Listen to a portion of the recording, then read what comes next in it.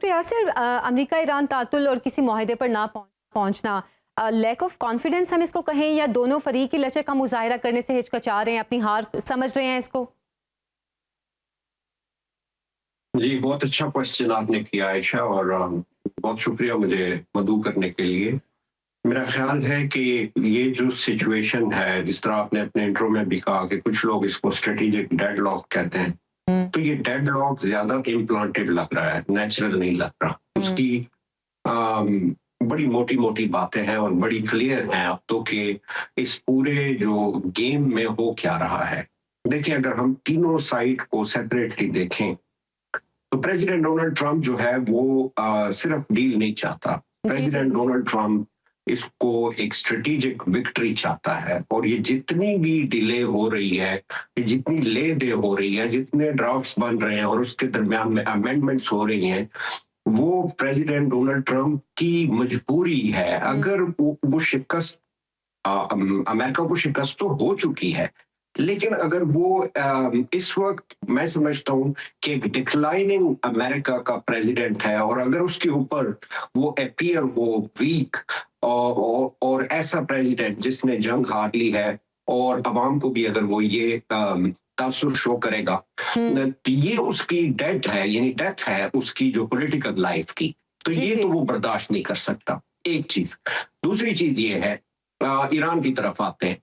Iran ने जो पिछले 80 सालों में जो ईरान ने रेजिलियंस शो की है, जो अनएक्सपेक्टेड था, आउट ऑफ द ब्लू जिस तरीके से ईरान लड़ा है, और जो अमेरिका के स्ट्रेटेजिक ऑब्जेक्टिव्स थे वो चूंकि पूरे नहीं हुए। ठीक है, ईरान ने मार खाई है, ईरान को बहुत नुकसान हुआ है, लेकिन ईरान ये समझता है कि वो जंग जीत चुका है। इतने बड़े हेजेमोन को उसने लिटा दिया है, उसको जख्मी कर दिया है, इसराइल को भी मारा है, अमेरिका को भी मारा है। तो ये बड़ी लॉजिकल सी बात है कि इसमें ईरान अगर अपनी बैटल ग्राउंड में जंग जीत के टेबल पे वो जंग क्यों हार जाए। ये तो बड़ी कॉमन सेंस सी बात है कि ईरान उसके ऊपर कॉम्प्रोमाइज नहीं करेगा। अब आते हैं इसराइल की तरफ। इसराइल के ऑब्जेक्टिव्स क्या है? इसराइल का ऑब्जेक्टिव ये है कि वो समझता है कि अगर अमेरिका इस तरह की डील करेगा जिसमें ईरान विक्टोरियस है, वो इसराइल को कबूल नहीं है, क्योंकि वो इसराइल को एग्जिस्टेंशियल थ्रेट समझता है। और ये जो कुछ अभी लबनान में हो रहा है, इसराइल समझता है कि उसने हमास को वीक कर दिया है, हिजबुल्ला को उसने काफी हद तक वीक कर दिया है। तो वो उस सैचुरेशन पॉइंट पे पहुंच गया है जहां वो समझता है कि अगर यहां से वो रिट्रीट करेगा तो ईरान जो है इस रीजन में पावरफुल बन जाएगा। इसराइल का एक सोल ऑब्जेक्टिव ये भी है कि वो ईरान को कभी भी एक सोल रीजनल पावर नहीं बनने देगा, बल्कि खुद वो चाहता है कि वो रीजनल पावर बन जाए। इसीलिए वो ये डिलेइंग टैक्टिक्स इंपोज कर रहा है प्रेसिडेंट डोनाल्ड ट्रंप पे कि वो किसी ना किसी तरीके से इस जंग को लटकाता रहे। याद रहे कि उसके पास जो प्रेसिडेंट डोनाल्ड ट्रंप के पास जो मेगा बेस थी, वो बुरे तरीके से क्रिटिसाइज हो रही है एट होम एंड अब्रॉड। और उससे बड़ी बात यह है कि जो ज्यूइश लॉबी है, ज़ायनिस्ट लॉबी, वो इतनी पावरफुल है कि वो प्रेसिडेंट डोनाल्ड ट्रंप उनके आगे बेबस नजर आते हैं। ये जो हम पिछले वीक में हमने देखा कि जी बड़ी तल्ख गुफ्तगू हुई, मैं समझता हूँ कि ये जस्ट एक विंडो ड्रेसिंग है, अपने अवाम को दिखाने के लिए, और कि देखें जी आई एम स्टिल स्ट्रॉन्ग। लेकिन ज्यूइश लॉबी जो है वो काफी हद तक, इस हद तक वो मोटिवेट कर रही है इस जंग को कि डोनाल्ड ट्रंप के हाथ उसमें लगता है कि वो बहुत कमजोर नजर आ रहे हैं। तो ये तीन ऑब्जेक्टिव है। अच्छा, इसके बाद सबसे इंपॉर्टेंट बात यह है कि जो गल्फ मोनार्कीज हैं या जो अरब स्टेट्स हैं, वो क्या चाहती हैं। एक चीज तो उनको बिल्कुल वाजे हो गई है कि अमेरिका उनका सोल गारंटर कभी भी नहीं रह सकता, और इसराइल जो है उसके ऊपर ट्रस्ट नहीं किया जा सकता। लेकिन वो ईरान को हारना तो नहीं चाहते, स्पेशली सऊदी अरेबिया और ओमान और कतर, इन तीनों की मैं बात करूंगा। वो ये हरगिज नहीं चाहते कि ईरान हार जाए, लेकिन वो ये भी नहीं चाहते कि ईरान कोलैप्स कर जाए। या एक ऐसी विक्ट्री ईरान के पास हो कि उसकी रीजन में इतनी स्वे बढ़ जाए कि वो अपनी टर्म्स डिक्टेट कर सके, ये भी वो नहीं चाहते। तो वो एक मैनेज्ड किस्म का जो है वो कॉन्फ्लिक्ट या मैनेज्ड किस्म की डील चाहते हैं कि जिसमें ईरान जो है वो कोई डील हो जाए इस तरह की जिसमें ईरान ज्यादा अच्छा, डील पावरफुल का भी ना आप हो, जिक्र कर लेकिन रहे ईरान हैं, कोलैप्स भी ना करे, क्योंकि उसके ब्लोबैक्स बहुत खौफनाक हैं। वो देख अरब रहे हैं कि ममालिक की एनर्जी जानिब से डील का आप के जिक्र जो कर रहे हैं हालात हैं तो और उसके अलावा भी जो ईरान की मिलिट्री पावर है इस वक्त, उससे भी वो खौफ खा रहे हैं। बिल्कुल। वो अच्छा, ये इमरान सोच रहे साहब, हैं। इमरान साहब से मैं इस कुवैत बारे और में मैं सवाल करना चाहती थी। मैं इमरान समझता साहब, हूँ। अभी अमेरिका की जानिब से जो बयानात आ रहे हैं कि जो ईरान के मुंजमद असासे हैं, और हमें सबको पता है कि ईरान की जो शराइत, उनमें एक बेसिक जो शर्त थी वो ये भी थी कि उनको अनफ्रीज किया जाए, लेकिन अब जो अमेरिका कह रहा है कि जिन अरब मुल्कों का नुकसान हुआ है वो ईरान के असासों से उस नुकसान को पूरा किया जाएगा, ये अरब मुल्कों का एतमाद क्या वापस हासिल करने की अमेरिका की कोशिश है?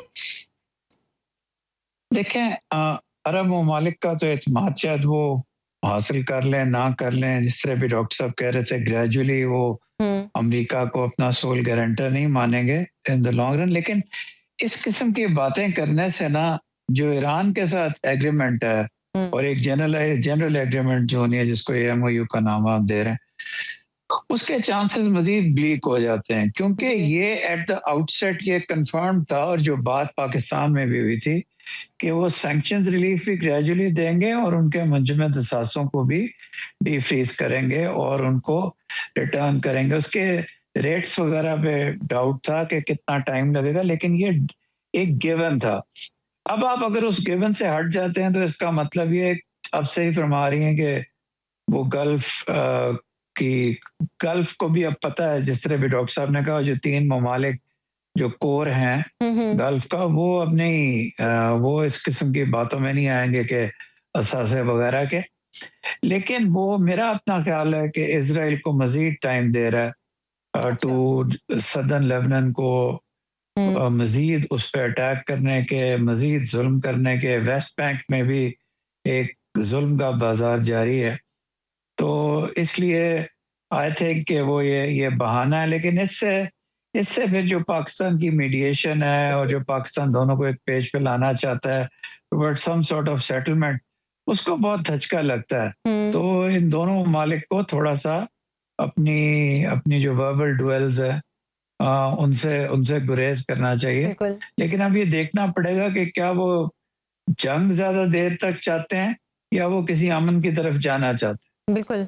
अच्छा डॉक्टर साहब, ईरान हमेशा लेबनान में जंगबंदी को सबसे बेसिक पॉइंट्स में शामिल करता रहा है, बेसिक शराइत में शामिल करता रहा है, लेकिन अभी जो गुज़श्ता रोज़ लेबनान के सदर का बयान सामने आया, उन्होंने ईरान को एक्यूज़ किया है कि उनके मुल्क को बारगेनिंग चिप के तौर पर ईरान इस्तेमाल कर रहा है। इसके बाद क्या ईरान की लेबनान को लेकर पॉलिसी में कुछ तब्दीली आएगी? देखिए, ये ऐसा ही है कि प्रेसिडेंट डोनाल्ड ट्रंप जो है वो नेतन्याहू को एक खुली उसने स्पेस दी हुई है कि आप जितना मजीद हड़प सकते हैं लेबनान की जमीन को वो कर लें, उसके बाद फिर शायद हम डील के ऊपर आए। तो एक तो ये पॉइंट है, ये बड़ा क्लियर है। दूसरा आता हूँ आपके क्वेश्चन की तरफ। देखिए, ये जहन में रखें कि हिजबुल्लाह की जो ऑर्गेनिक ग्रोथ है वो सिर्फ ईरान से रिलेटेड नहीं है, वो ऑलरेडी लेबनान में मौजूद थी। अब देखिए, अगर और हिजबुल्लाह ही फाइट करता आया है, बहुत बड़ी फॉरवर्ड ब्लॉक के तौर पे ईरान के, वो उसने बड़ी तकलीफ दिए रखी है इसराइल को। और लेबनान की जो गवर्नमेंट है वो एंटी हिजबुल्लाह है, और ये सबसे बड़ा इस वक्त जो डिवीजन है इटसेल्फ, ये बहुत प्रॉब्लमैटिक है, क्योंकि लेबनान समझता है कि वो जंग कर कर के हार गया है और अब वो हिजबुल्लाह के और इसराइल के साथ कोई डील करना चाहता है। लेकिन अब लेबनान की गवर्नमेंट को ये समझना चाहिए कि इसराइल के ऑब्जेक्टिव जो है वो ग्रेटर इसराइल के हैं। तो हिजबुल्लाह के हवाले से ईरान की अगर पॉलिसी तब्दील हो जाएगी तो ये जो स्ट्रेटेजिक बैलेंस जिसके ऊपर ये इतना लेवरेज किए रखा है ईरान ने, वो ईरान कभी भी नहीं लूज करना चाहेगा। मैं आपको एग्जांपल देता हूँ। जो सबसे बड़ा लेवरेज स्ट्रेट ऑफ हॉर्मुज को के ऊपर जो कब्जा करके ईरान ने किया है, तो वो उसका लिवरेज है, वो उसका स्ट्रॉन्ग पॉइंट है, वो उसका प्लस पॉइंट है, उससे वो बेनिफिट ले रहा है। वो क्यों अपनी पॉलिसी तब्दील करेगा सिर्फ इसलिए कि हिजबुल्लाह कंप्लीटली खत्म हो जाए या लबनान खुश हो जाए? I don't think so this is going to happen. Iran खुद को विक्टोरियस समझता है और ईरान चाहता है कि उस तरफ से, इसराइल की तरफ से या अमेरिका की तरफ से टर्म्स एंड कंडीशंस में थोड़ी सी जो है वो नरमी आनी चाहिए, ना कि ईरान करे। ईरान ने जो जितनी नरमी अपनी तरफ से वो कर सकता था वो कर रहा है। मिसाल के तौर पे स्ट्रेट ऑफ हॉर्मुज को वो खोल रहा था, लेकिन नेवल ब्लॉकेट तो अभी भी वहीं पे है। लेबनान की बात की थी कि ये इम्प्लीमेंट होगा cease fire across the board, तो लेबनान में तो जंग जारी है। जी जी। तो कौन जो है वो सीज फायर की वायलेशन कर रहा है? और इससे बड़ा पॉइंट ये है कि किसने अटैक किया ईरान के ऊपर, ना सिर्फ एक दफा, दोनों दफा। जी जी। तो कैसे ईरान ट्रस्ट कर ले इन टर्म्स एंड कंडीशन के ऊपर जो कि ज़ायनिस्ट पॉलिसी से, ज़ायनिस्ट रिजीम से आ रही हैं, और अमेरिका हैंड्स एंड ग्लव है इस वक्त इसराइल के साथ। मेरा नहीं ख्याल कि ईरान इसके में थोड़ी सी भी नरमी दिखाएगा। बिल्कुल, बहुत बहुत शुक्रिया डॉक्टर यासिर मसूद साहब, आपके वक्त